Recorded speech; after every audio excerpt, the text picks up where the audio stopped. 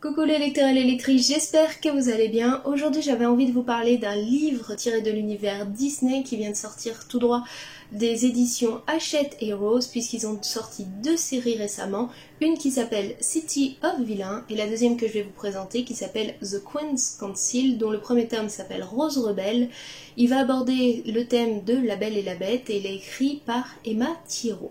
Vous pouvez le retrouver en librairie pour 18 € à peu près. Et de quoi va parler cette nouvelle saga? C'est très simple, on va suivre nos princesses Disney, juste après leur histoire que nous connaissons très bien, qui doivent accéder donc au trône pour devenir reines. Pour ceci, il y a beaucoup de difficultés et autres qui viennent à elles, et pour cela, une entité magique les aide à acquérir les connaissances nécessaires et à faire les bons choix pour bien gouverner leur royaume, qui s'appelle La Voix des Reines. Je vous en parle pas plus, je vous présente rapidement ce livre-là.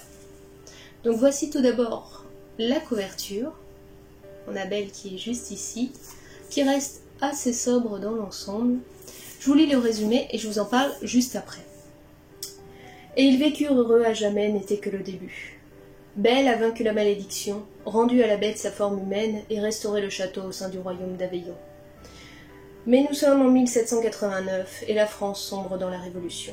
Le feu du mécontentement brûle à Paris et ce n'est qu'une question de temps avant que la révolte n'atteigne Aveyron. Belle, qui rêvait autrefois de partir à l'aventure à travers le monde, est désormais déchirée entre son passé de roturière et son futur en tant que reine. Quand elle croise la route d'une magie très ancienne, que des voix la mettent en garde contre la destruction prochaine de son royaume, et que tous ceux qu'elle aime se retrouvent en danger, Belle n'a plus le choix. Elle doit prendre la place de la reine qui lui revient et sauver son peuple. Une nouvelle série qui place les princesses Disney au pouvoir, épaulée par les esprits des reines du passé, une force mystique qu'on appelle la Voix des Reines. Voilà pour le résumé donc du bouquin. Alors, avant d'en parler un petit peu plus, si je devais avoir une opinion là à chaud et autres, l'histoire est très bonne, il n'y a pas de souci là-dessus. Après, elle me laisse un petit goût de... c'est pas mal, mais il y a quelque chose qui me chagrine.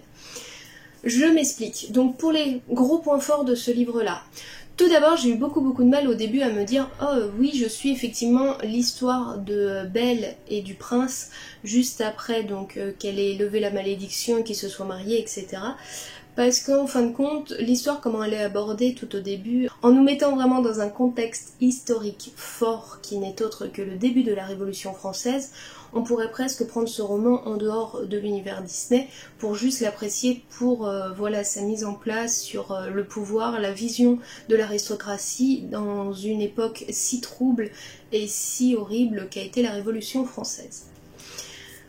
Mais à côté de ça, il y a de très bonnes choses. Comme je disais, souvent dans les Disney, on a peut-être parfois un peu du mal à cerner par rapport à notre propre réalité. Et là, le livre met des bases réelles très fortes. Puisque donc, comme le prince a disparu depuis 10 ans, quoi qu'il arrive, il a disparu des esprits et autres auprès des membres de sa famille, de la cour royale, etc.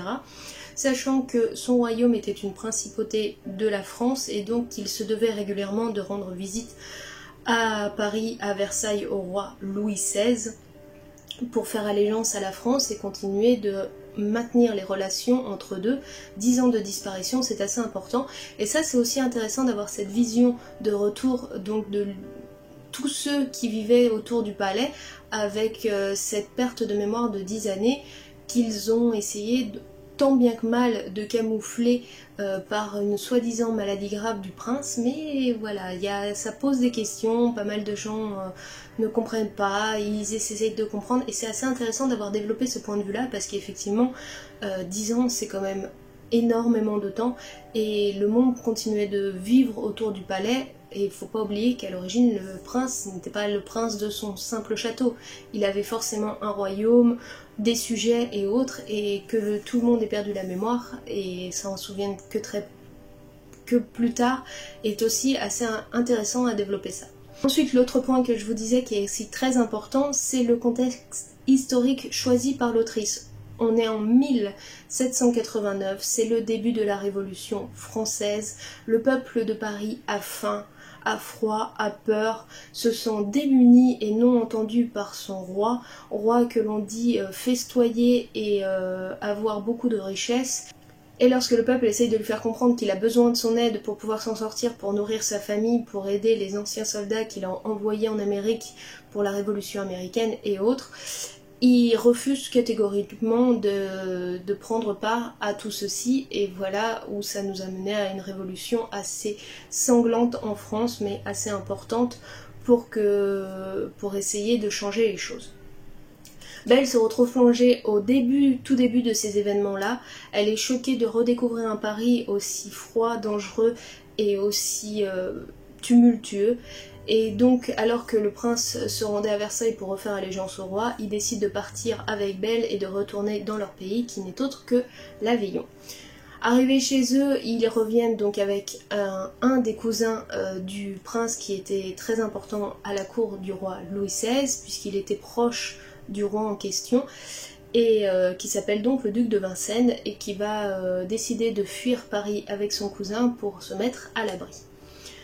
Le prince, qui va donc revenir dans son pays un peu plus tôt qu'il ne l'avait prévu, va se retrouver donc propulsé au pouvoir avec des décisions importantes pour éviter que le tumulte de la France ne vienne entacher son propre pays, et va prendre donc les anciens conseillers de son père ainsi que Belle et son cousin pour l'aider un petit peu à prendre les bonnes décisions. Du moins c'est l'impression qu'il va avoir. Donc vous voyez, en fait, la grande force aussi de ce livre-là, c'est que politiquement, il y a un impact. Les princes et princesses ne sont pas là juste pour avoir un rôle ou quelque chose parce que ouah, être prince c'est beau, l'aristocratie, c'est les dorures, c'est les choses comme ça. Non, là il y a un impact politique, il y a un impact important des décisions que va prendre ce roi envers les nobles et le peuple en question. Et la position de Belle est de là très intéressante puisqu'effectivement à l'origine elle faisait partie du petit peuple, des roturiers et autres, et aujourd'hui elle se retrouve propulsée au rôle de reine.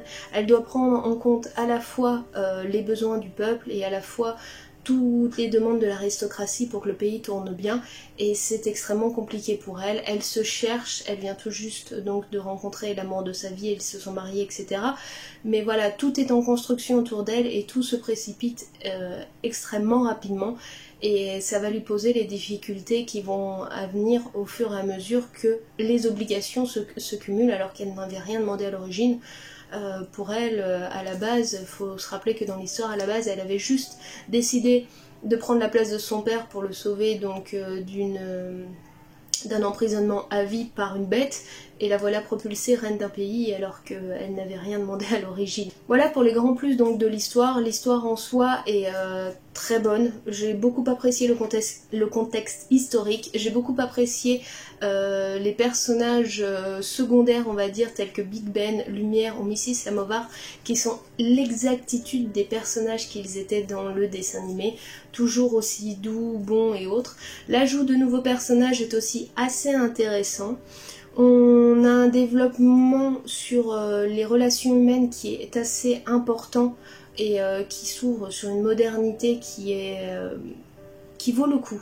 On parle de deux types d'amour, hétéro, homo, et c'est ça qui est important, je trouve. Surtout la vision qu'en a Belle en fin de compte, c'est que qu'importe qui on aime ou pourquoi on aime, tant que c'est réciproque et que ça ne fait de mal à personne, on n'aurait pas à juger ou à mal voir les personnes comme ceci. Donc ça, j'ai pas mal apprécié ces petites touches-là qui ont été ajoutées au livre. Maintenant, comme je vous disais, il m'a laissé sur un sacré bof à cause de plusieurs choses. Tout d'abord, le personnage de Belle et du prince, j'ai un petit peu du mal. Donc à savoir que le prince, qui se nomme Adam ou Adam, je ne sais pas trop comment vous le prononcez, ici se nomme Léo. C'est expliqué au début de l'histoire pourquoi, je vous en apprendrai pas plus, mais voilà, donc déjà ça... Même s'il y a cette petite explication de facilité au début, ça laisse un petit goût de bah ouais d'accord, ok, pourquoi pas. Si elle préférait Léo à Adam, je peux comprendre. Ensuite, le personnage de Belle et du prince sont quand même hyper définis par un seul sentiment qui est assez fort en eux et qui va les mener vers leurs décisions. Et souvent, cette chose-là, donc pour le prince, c'est la peur. Et pour Belle, c'est la peur aussi, la peur de blesser, de pas faire les bons choix, de pas prendre les bonnes décisions, de ne pas être à la hauteur. Et ce sentiment de peur est vite agaçant en fin de compte, parce qu'on se souvenait de Belle qui était quand même extrêmement courageuse, prête à tout pour sauver l'homme qu'elle aime, prête à tout pour sauver son père, à sacrifier sa propre vie, sa propre liberté, son propre avenir, juste pour sauver son père. Et là, par moments, je la trouve un petit peu trop réticente à faire des choix qui pourtant à l'origine elle les avait, ils étaient là, etc. Les non-dits dans leur couple sont des fois un peu lourds parce qu'elle n'ose pas le blesser alors que lui ne rêve que d'une chose, c'est qu'ils soient complètement honnêtes et authentiques entre eux. Et par moments on a envie de lui dire oui, tu le sais qu'il est peut-être des fois un peu bestial et un peu bougon sur certains sujets, mais lance-toi. Et voilà, donc voilà, les deux personnages principaux m'ont laissé un petit goût pas très agréable, on va dire. Je trouve que leur développement est mitigé, on va dire. Deuxièmement, dès la présentation des différents protagonistes et du contexte qui est décrit au début, on sait très bien où ça va nous mener comme histoire. Et c'est un peu dommage. Franchement, on n'a pas la surprise de ah, vraiment, il était comme ça, on s'en doute quasiment dès les premières pages, on s'en doute parce que Belle s'en doute, elle nous met vraiment ses doutes et ses craintes sous le nez, et donc on peut pas se dire autre chose que ok, je sais comment l'histoire va se finir, super. C'est un peu dommage parce que comme je vous dis, ça vient quasiment dans les 60 premières pages, le livre en fait 400, donc quand vous avez un petit peu le pourquoi du comment ça va se finir avant que... alors que l'histoire commence juste, c'est un petit peu, voilà, un petit peu frustrant. Donc ça, c'est les deux gros défauts du bouquin, je dirais, les deux personnages principaux qui n'ont pas totalement cette nature aussi forte et profonde qu'ils l'avaient dans l'histoire originale. Alors la peur qu'a la bête de redevenir ce monstre qu'il a été, je la comprends, elle est importante et elle est très bien développée là-dedans, mais elle en devient presque psychotique tellement qu'il n'y a que ça, il a toujours que cette crainte-là, il n'existe rien d'autre. Alors qu'on le voit bien à certains moments dans le dessin animé, il avait la force de renoncer à tout, quitte à rester la bête qui devait être pour l'amour de Belle, etc. Et par moments, il en devient presque étouffant ou des choses comme ça, et c'est un peu dommage, je trouve. Voilà, il refuse d'écouter sa femme alors qu'elle est soi-disant la chose la plus importante au monde, enfin bref, des petits détails qui font que ça m'a chagriné. Le personnage de Belle, comme je vous ai dit, il est loin d'être aussi courageux et vif qu'il l'était dans le dessin animé, et par moments, voilà, le livre tire en longueur. Il se passe beaucoup de choses, il n'y a pas de souci, principalement la relation et la mise en place d'un pouvoir, de devoir écouter le peuple, des manigances qui se traînent, etc., sa propre cour pour différents événements, pour des choses comme ça. Et parfois ça traîne un peu en longueur, je vous avoue. Donc voilà, c'est des défauts qui sont quand même assez importants, hein, à savoir que si vous n'êtes pas réellement, vous n'avez pas un attachement fort au personnage principal, il est difficile pour vous d'arriver à l'histoire. Et si vous, en plus vous vous doutez directement de ce qui va se passer à la fin, c'est en demi-teinte quoi. Donc je l'ai dévoré, malgré tout j'ai passé un bon moment, je l'ai dévoré, j'ai beaucoup apprécié effectivement le contexte historique, même s'il est juste survolé, il est loin d'être développé, mais c'est intéressant de voir effectivement comment pouvaient se comporter les pays autour lorsqu'une révolution se produisait dans un pays en question. Donc voilà pour ma part pour Rose Rebelle, je ne vous ai rien spoil comme d'habitude, du moins je l'espère.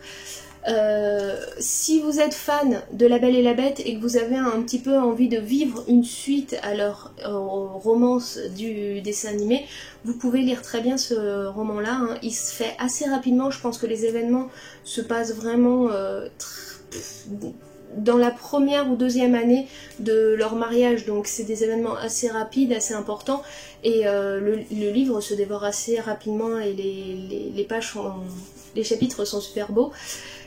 Mais voilà, donc si vous le lisez, n'hésitez pas à me dire en commentaire ce que vous en pensez, parce que c'est ça que j'adore souvent quand je vous présente les livres Disney, c'est que vous me donnez votre propre opinion et elle n'est pas toujours la même, et je trouve ça intéressant de donner plusieurs points de vue. Ça permet aux personnes qui hésitent à prendre un roman à se lancer ou pas dans l'aventure. Donc c'était hop, Queen's Council, La Rose Rebelle de Emma T. Rose, édition Hachette et Rose, que vous pouvez retrouver en librairie pour 18 €. C'était la petite présentation du livre d'aujourd'hui. Il y avait pas mal à dire, d'où la longueur de la vidéo, je m'en excuse. En tout cas, si la vidéo vous a plu, n'hésitez pas à mettre un petit pouce bleu, ça fait plaisir. Si vous aimez la présentation des livres et autres, n'hésitez pas à vous abonner pour ne pas louper les prochaines vidéos. Et nous, on se retrouve très bientôt pour d'autres vidéos. Je vous fais tout plein de bisous. Je vous dis à très bientôt. Allez, ciao, bye bye.